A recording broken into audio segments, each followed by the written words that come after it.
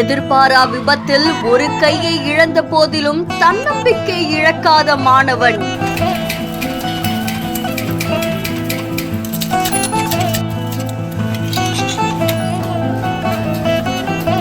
கடுமையான பயிற்சி மேற்கொண்டு வேகமாக டைப்ரைட்டிங் செய்து பலரையுமே ஆச்சரியத்தில் ஆழ்த்தியிருக்காங்க.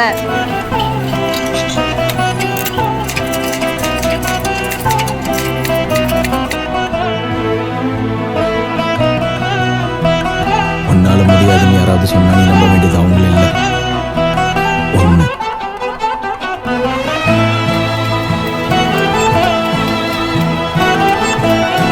மாற்றுத்திறனாளிகளுக்கான உதவித்தொகையை வழங்க கோரிக்கை வைத்த தந்தை.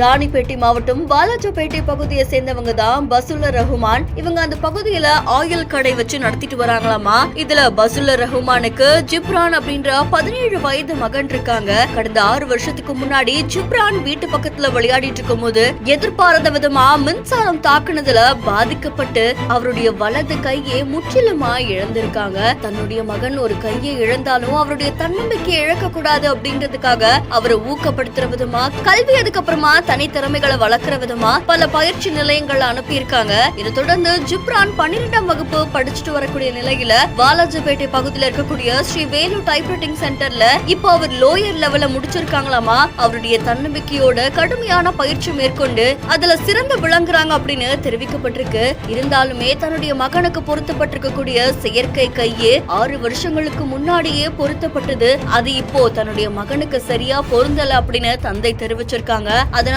ஒரு செயற்கை கையை வழங்கணும், அது மட்டும் இல்லாம மாற்றுத்திறனாளிகளுக்கு வழங்கக்கூடிய அந்த உதவி தொகையையும் என்னுடைய மகனுக்காக வழங்கணும் அப்படின்னு கோரிக்கை வச்சிருக்காங்க. இத பார்த்த சமூக ஆர்வலர்கள் அரசு நடவடிக்கை எடுத்து இந்த மாணவனுக்கு உதவி செஞ்சா அவருடைய வருங்காலம் நல்லபடியா அமையும் அப்படின்னு தெரிவிச்சிருக்காங்க. இந்த செய்தி தொடர்பான உங்களுடைய கருத்துக்களை நம்முடைய பிஹைண்ட்ஸ்ல பதிவு செய்யுங்க. மேலும் செய்திகளுக்கு ஃபாலோ பண்ணிக்கோங்க.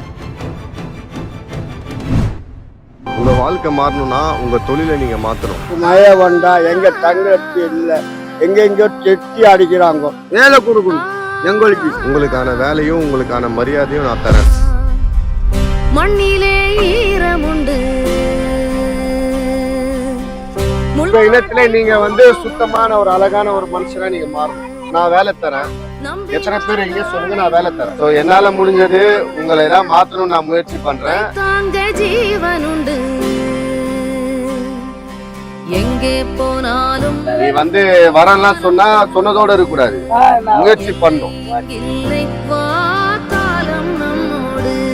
அங்கே துணி மணி பையனுங்க ட்ரெஸ் எல்லாம் கொடுத்தாங்க, பேக் கொடுத்தாங்க.